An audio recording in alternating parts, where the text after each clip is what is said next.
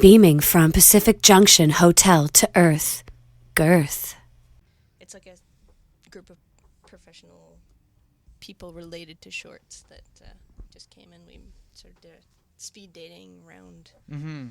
So it was like people from Tribeca and things like that. Okay, yeah. I've been to the Tribeca Film Yeah? Festival. Yeah, I'd like to go to that one. It's a nice one. I find it a little bit more, I guess organized is maybe the better word. Okay. Than TIFF. Yeah, TIFF I find kind of TIFF unwieldy. it's too big for its... Yeah. And TIFF this year started to do some more of the digital stuff, like with the shorts, and but the last couple of years, Tribeca has been offering really nice digital packages and stuff. You don't have to leave your house and lineups, and they do that with some of the features as well, and things. So that's kind of like a nice option. Yeah. I think that also benefits the filmmaker too a little bit more, right? Because it's just because this is the thing that I don't like with film festivals too, is like you'll hear or even see a really cool documentary or a cool feature or whatever. I'm like, this is amazing. And you try and tell people, or you put it on social media, and then it swallows up somewhere in the ether, and it doesn't end up in Netflix. And then it doesn't get released for 2 years or something, and you've forgotten. And it's just so frustrating. And especially like now, like I said, with social media, even like film festivals like South by Southwest and Tribeca, you're hearing all this stuff, and like, this is a cool film. Yeah. And I'm like, all right, I'm in. I want to see this. How do I do this? Like, where is it playing? And it's like, right now it's at South by Southwest, and then we're gonna go to Seattle. I'm like, it doesn't help me, like, so it's kind of frustrating. But you, in terms of the roundtable thing that you did today with the shorts and stuff like that, it's good, like, participation. People are excited about shorts, or it seems to be like there's not a lot of money to be made, but there is interest. I mean, our short we're using mostly as a route to the feature version. So for us, it's great to be meeting people, even if they're not picking up shorts. It's a good relationship to build, because we do have a feature in the back pocket that we're shopping. Yeah. And is the audience interested in shorts in general? Because I mean, I know like when you see the list of like these are the movies you need to see at TIFF or Tribeca or any other film festival, shorts don't generally make the list. No, I think online a lot the audiences is growing quite a bit for shorts, because people like to watch shorts. Yeah. They don't have that much time. Yeah. So I think it is growing, but it's not huge. And in terms of you were saying that I know we're gonna get into all of this, but the jump is it's basically to make it short, and then you jump to feature, full length, 2 hour. And you're working on something now. You had something on your website. Is the one with the two girls and the is that a feature, or is that is a feature that's not written yet. That's actually a friend of mine who's a producer.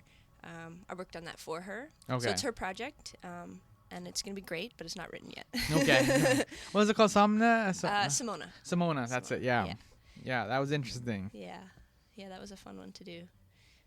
So what is your feature then, or can you? My feature is actually the same name as the short. The short actually it sort of went backwards. Like, we had the feature script, and then we got some funding from the Canada Council to do a short. So we did that. So it's the same characters from the short, which is it's a sort of mother-son story, dual protagonist, a young guy who's sort of doesn't really know what he wants or who he is and what he's doing, and struggling. And the mother has Parkinson's. She's had it for 17 years, so she's sort of struggling with her own changes of dealing with being unable to do things she could do before. Never Steady, Never Still is the name of the short that you have at TIFF. I found it interesting, like the way that you kind of isolate or even just focus on these little moments, right? Like you mentioned the mom has Parkinson's, and there's this like moment where she's trying to put on one of her socks, and you just let the camera basically linger in the room. As she has this awkward moment trying to put on her sock. Was that, I guess, a part of the intention then, or to focus and kind of isolate these little moments? Yeah, I think with Parkinson's, it's kind of people don't know much about it, I don't think. Like, they think it's just shaking, but it's actually not a lot of shaking, because the medication takes care of that. But there's all these other things that go along with it, and the hardest part, my mother has Parkinson's, and the hardest part is watching her in a situation like that, where you know that she wants to do it herself, So you want to give her the time to do it herself. But then you also know that maybe she needs some help. So it's like I wanted the audience to feel that tension of wanting her to get the sock on, but knowing that she wants to do it all on her own, you know? It is, and it's a weird, it does captivate. Like, that's what I noticed it, right? And like, and you are very unhurried in terms of just how, like I said, you letting the camera linger is a good phrase, because you just let it just sit there. Yeah. And it's slightly uncomfortable too, because it feels like it's a personal moment too. Even though she's just putting on a sock, she's fully clothed and you know what I mean? So it reminds me of this is a weird jump, but it reminds me of there was a David Bowie concert, and he had this bottle of Gatorade. And he's singing his song. I don't remember even what the song was. And then he's about to take a sip, and he brings it up to his lips, and then he pulls it down, doesn't take a sip, and he sings some more of the song.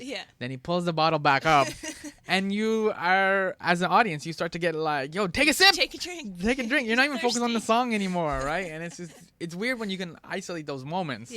And then just make them the focus, even though all this other stuff, like what Bowie's going on, like, he's got all his band, and he's doing a song, and there's like lights and all this stuff going on, and it's the same thing with the characters in this movie, right? There's all this kind of stuff that's going on. I wanted to ask about the setting as well, because it's definitely not like city at all. It's like it's out there. Was that filmed in Vancouver or BC somewhere? Or it's in BC. I live in Vancouver. That was filmed in a place called Mount Currie, which is about an hour from Whistler. It's a little behind it in the mountains. So most of it was in Mount Currie. We did shoot some in North Van, but mostly just the interior community group stuff. And why shoot there? Just 'cause, like, was there any connection to the...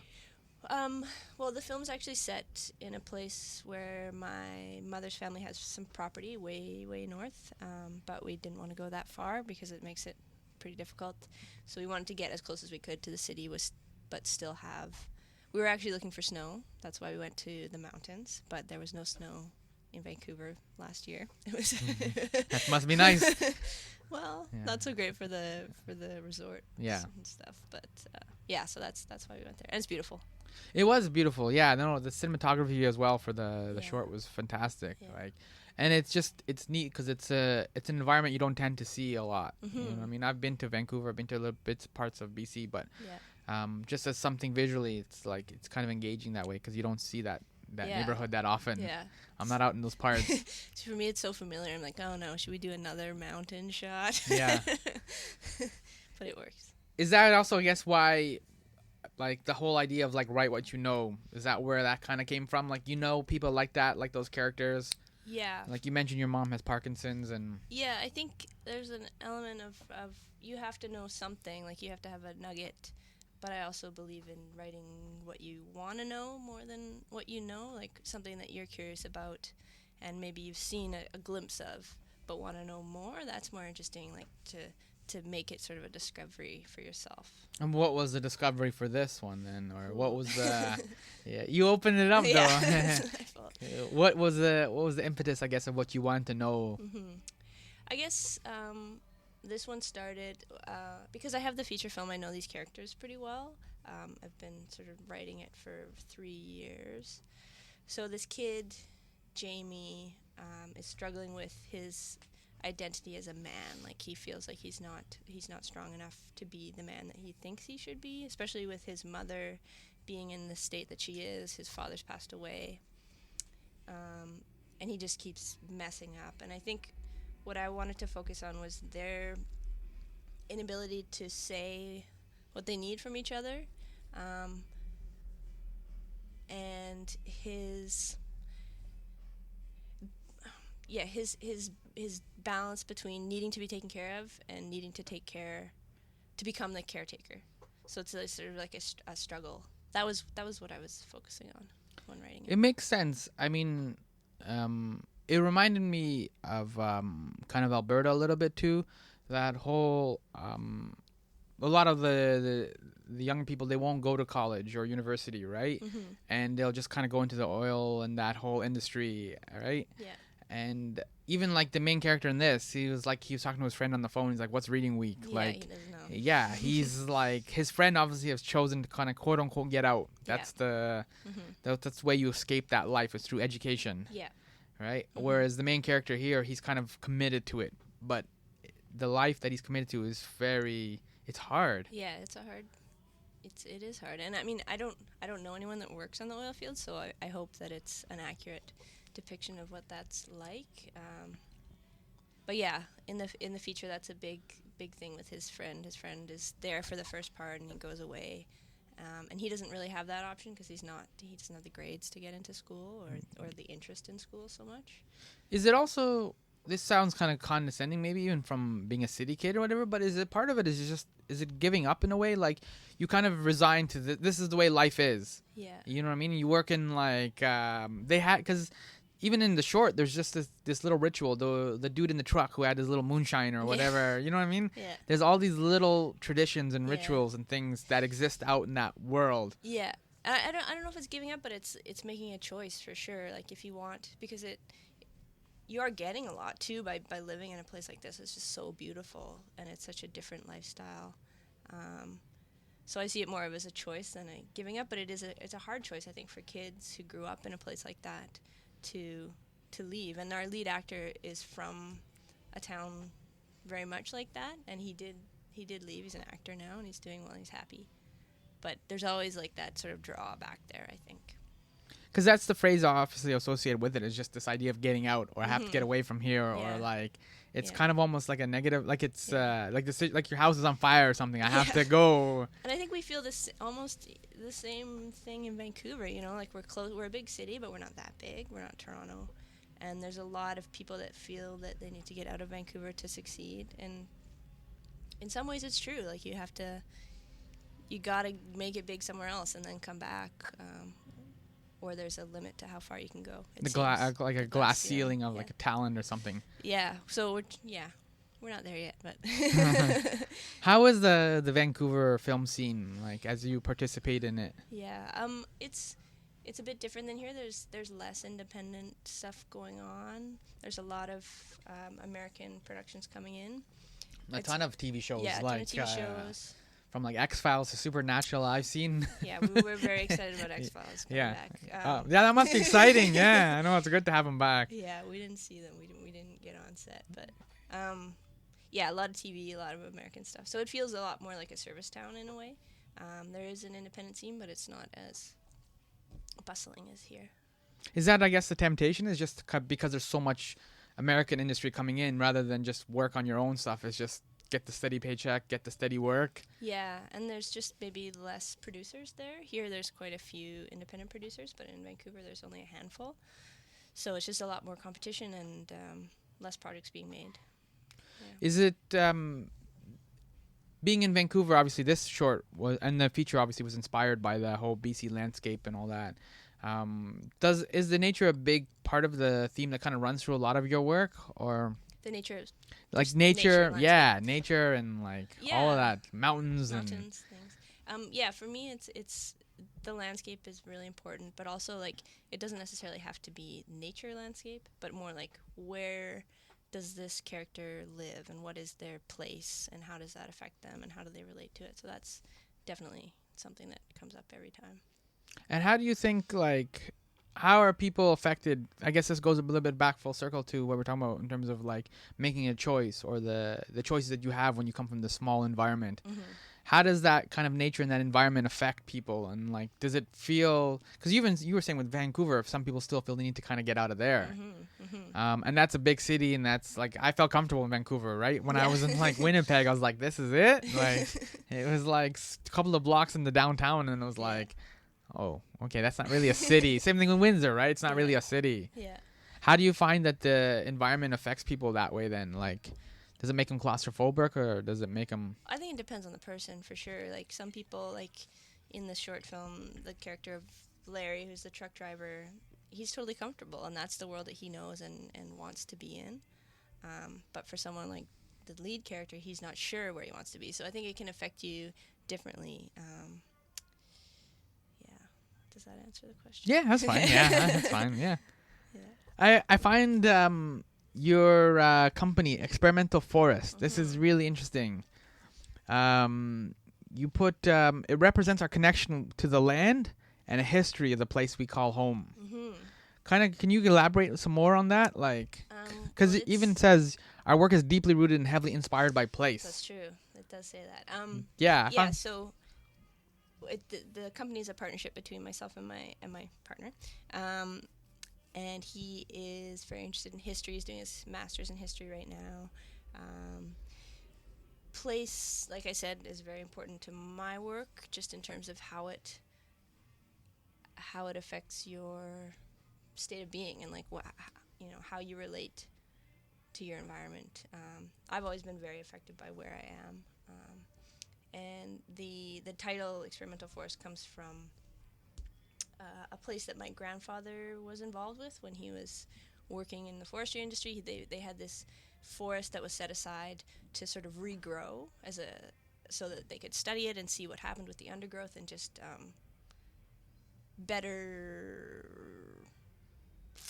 learn, identify and then have better practices in deforestation and things like that. Yeah. So we went there a few years ago and saw this forest, and it was just like, it was so beautiful. It wasn't like huge trees, but there was just something very, very magical about it.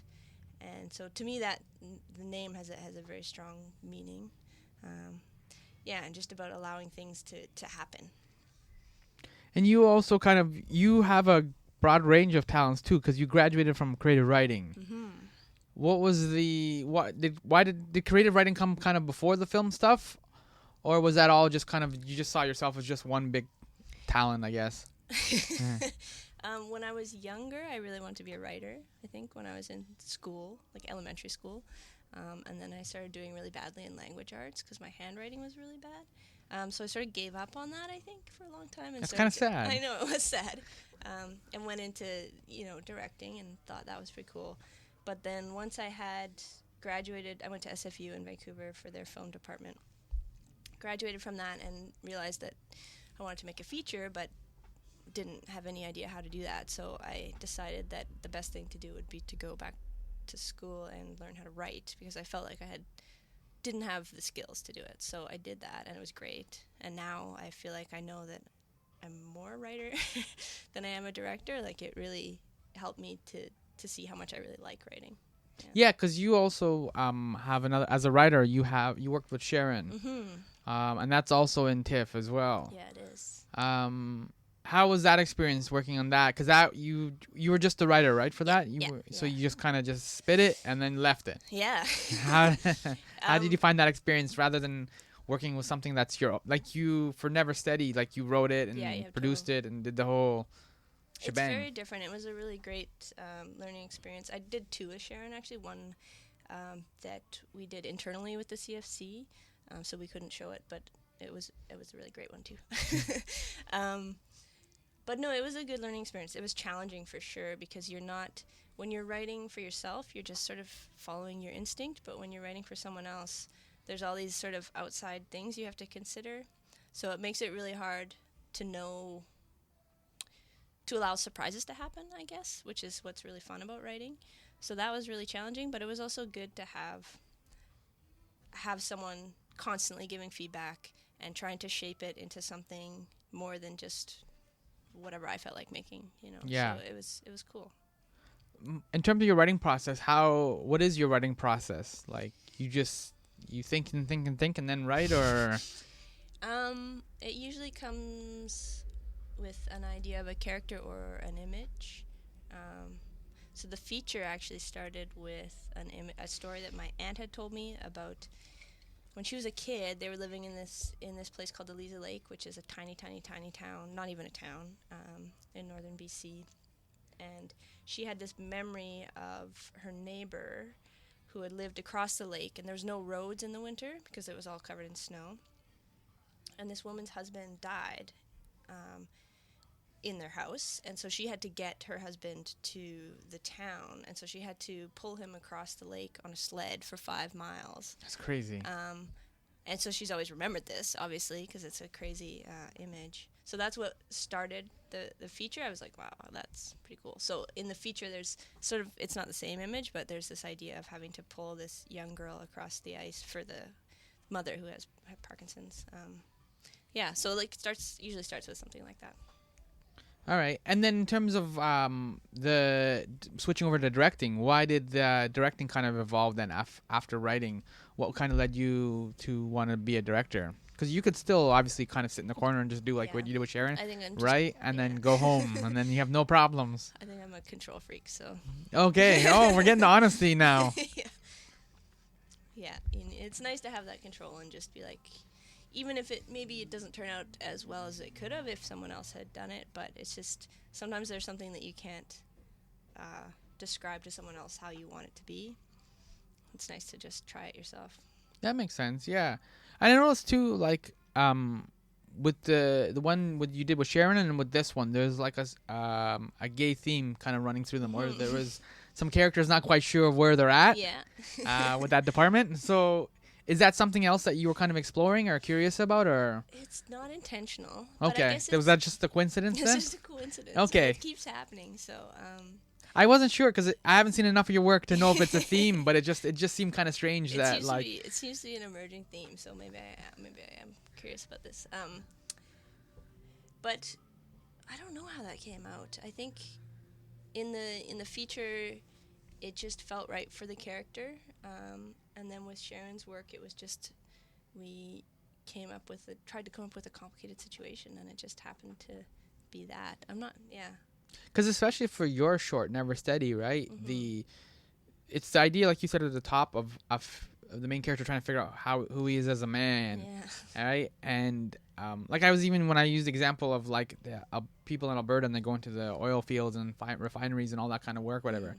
There is this kind of still rugged structure of a man and like very tough, very strong man. And is that, I guess, that's similar traits in BC, right? And I think it's like the way that I relate to it is that I always feel when I go back to this place where my family property is, I always feel so incapable of everything because people that live in these places, they know how to do things, like they know how to take care of themselves and survive in the wilderness. Or just chop wood. Just chop wood, stack wood. They know they know what type of wood burns hotter than other wood, Oh, snap. I didn't even know there was a difference. So didn't know that Okay. until someone told me. Yeah. So just that idea of like not knowing how to take care of things and how to do things right, and I think that's what he's struggling with. And the sexuality is just another part of that. I think for him in particular, he's really just looking to be for someone to love him. Yeah. And it's like it doesn't really matter if it's a man or a woman. It's like he wants to feel that. He wants someone to care about him so much. He feels out of place in a way. Like just everything from the beginning, he was just very uncomfortable. Right? Like when, I forgot the name of the character that offers him the moonshine to drink at the beginning. Larry. Yeah, Larry. And like, he'll take it. But even then you can see he's kind of hesitant. It's like, oh man, this is like, I don't want to be here, but I don't want to be there. Exactly. And he's kind of just stuck. And that's a hard place to be in. All right. And so the feature, right? So you're hoping then that the short at TIFF will kind of open up some doors and then maybe lead to the feature, or you're working on trying to raise financing, or what is the plan? Well, we have about 70% of our financing in place. Yo, give me a high five. That's awesome. So that's great. We're doing it. We're going to camera in January. That's amazing. So here we've been trying to meet with sales agents to try and get some pre-sales, I guess, to fill the gap we have. Yeah, but it's happening. All right. And so then that's I guess is what you're focused on for the next little while, just working on that and just kind of developing that. Would you ever go back to just writing, like whether it be like short stories or a novel or something like that, or are you kind of committed to the film world? I think it would take me, I would love to write a novel, but I think I would probably need another 10 years of practice because my grammar is horrible. You can fix that up now on the computer, and there's apps and stuff for it. Yeah. But yeah, definitely I would like to continue just writing for other people. I'm starting that now as well. So yeah, my focus is going to be get this feature done and then become a screenwriter. That's cool. Yeah. And are you hoping to work with consistent directors, like say like somebody like Sharon, or are you hoping to just work with everybody and just kind of see how it can just kind of adapt and learn and stuff like that? I think a little of both. It's nice to find someone that you work really well with and then develop that relationship. in the long term, because it's hard. You know, you have to trust them a lot to let go. The control freak thing Yeah. again. I saw your face. You're making a face. You're not even just talking about it, and you're already like, I don't like this at all. But then it's also good to see to learn different relationships and see how other people work. How do you like working with the actors in terms of like your words on the page?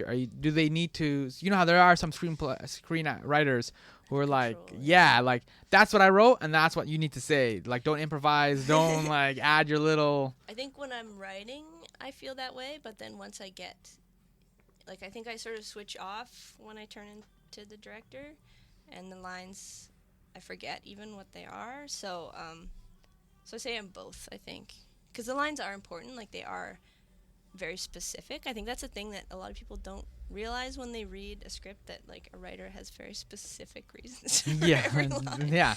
They think you can just say that anyway. Well, because you're usually trying to advance the plot. Yeah, and it's a very like strategic. If you change one thing, it trickles down. You know? Right. But as a director, you realize that some things just don't work with certain actors, or they just wouldn't say it that way, or you know, for some reason the prop isn't the right prop, and it's just not going to make any sense. So things just change. Yeah. Would you ever want to get in front of the camera and do some acting, or even just a cameo, maybe like a Hitchcock kind of thing? I'm a horrible actor. I have been I was in my first short that I did, and I had very few lines. I'm really bad. You edited yourself out, basically? No. I'm definitely in there, but no, I don't think that's not really. I got enough to worry about. All right. You like the writing and the directing. Yeah. All right, cool. And then how's your TIFF experience been other than wise? Have you just been able to just networking, or you've had any chance to see any movies or any other shorts? Or I've seen a few movies, not enough movies. I just saw one this morning by one of my favorites. It's an Icelandic filmmaker named Runar Runarsson. That's pretty good with the pronunciation. I don't know. Yeah. And the film's called Sparrows, and it was pretty good. It wasn't as good as his last one, I think. What was his last one? It was called Volcano. And that rings a bell. What was that one about? It was an older man who was a fisherman for a long time, and he lost. They were living on an island in Iceland that there was a volcanic eruption, and they all had to sort of evacuate and move into another town. And so he's living with his wife, who, without giving away too much, has a brain aneurysm, and he suddenly has to take care of her. And it's like you start watching the film and you're crying from the first 10 minutes, and you just keep crying for the whole film. There's a real depth to some of the Icelandic culture and the art and stuff like that they put out. Like even some of the Bjork stuff is heavy and it kind of I don't know. There seems to be a theme that just kind of runs through their stuff, where it's just very emotional and very. And they also, because it's all landscape there, they also have a very strong connection to the landscape, which is why I think I am drawn to it. Is part of in terms of the landscape too, is there like an awareness of First Nation people as well? Because Canada obviously has a horrible history. We haven't done we suck at it, basically. Do, yes. For lack of a better word, we suck at it. Yeah. And we haven't really repaired that relationship. We haven't, there's miles that we can go. And is that kind of just part of what this short or even the feature will eventually be? It's just to kind of bring some of that awareness and put a little bit of a spotlight on that kind of. I guess the short more coincidentally had some of that, because we were shooting on First Nations land, and we happened upon this young rodeo class, which happened to be a First Nations instructor, and lots of kids there. But yes, that's definitely important in terms of, I think especially in BC, it's so present, that struggle, and in these small towns, which are, a lot of them are reserve towns, so there's lots of problems. Yeah, I think it is very important. My husband is also Métis, so he focuses on Indigenous history with his master's. I don't know, I forget the question. No, it's just I just wanted to know if that was part of what you were kind of highlighting, or just kind of bringing a little bit to the surface. It's not a primary thing in the short. I don't know how the feature will evolve, but it definitely had that little, very much like you were talking about the Icelandic kind of work. There's just this overtone of Native and First Nation kind of thing. I think what I'd like to do is just not ignore it, which I think it all the time it's hidden from, unless you're a First Nations filmmaker, it's very rarely part of the conflict of the story or part of the story at all. Yeah. And I think we need to because I'm not First Nations, but I think like what we can do as non-First Nations artists is like just don't ignore it, like put it, look at it. And that's what I'm saying. Like even with the short, it's very subtle, but it's there. Yeah. And it resonates a little bit more because like coming, like you said, like in Toronto, it's completely hidden. And there's very little mention of it. There's very little like recognition of it. Unless it's just you're in particular. City, or they're like doing some sort of blocking or something like that, or like some protests or something like that. But other than that, we live in this bubble here, and like you said in BC, and I can especially imagine too some of the more nature areas and things like that where it's more prevalent and like it's recognizable, and there's you can see that connection there. For sure. And it's cool because that's, I think, as Canadian cinema grows too, it's definitely one of the areas where we kind of do have to acknowledge it. Like the Quebec and that French cinemas, they're doing really well. And they're really good at telling their own stories and their own culture and like getting that stuff out there. And I think as Canadian filmmakers, that's going to be one of the challenges too, to kind of figure out a way to talk about that. Like the First Nations and not only that, but like other racial issues and I feel like Canadian cinema is very lacking in its political bent. Like we don't talk about our own prime minister, we don't talk about That's true, politics, actually. we just talk about, we focus on very personal stories and ignore the bigger picture. Maybe because we're afraid that people outside won't get it or something. I'm not sure what it is. Would you ever want to explore that, or if you had the opportunity to kind of maybe do something somehow political or... I'm working on a limited series TV script that I think I don't know much about politics, so it's a lot of research, and I'm a little intimidated by it, but it will have more of a political bent. And I think I would. I think I'd like to be more like... Bring it up and acknowledge it. And Mm-hmm. That's cool. Who are the Canadian filmmakers that you kind of dig? Is there anybody that in particular or like that stands out? Mostly the Montreal folks, I'd say. Xavier Dolan is awesome. Denis Cote. Some of the younger ones that I really like right now are Chloe Ribichaud.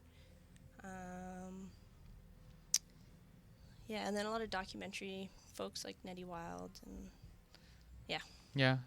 Would you ever want to switch over from telling stories to documentaries? I know that's kind of an arbitrary... I know documentaries are stories, but you know what I'm saying? Like, I think I find documentary really frustrating because I can't... In fiction, you can sort of make your story. Just make it all up.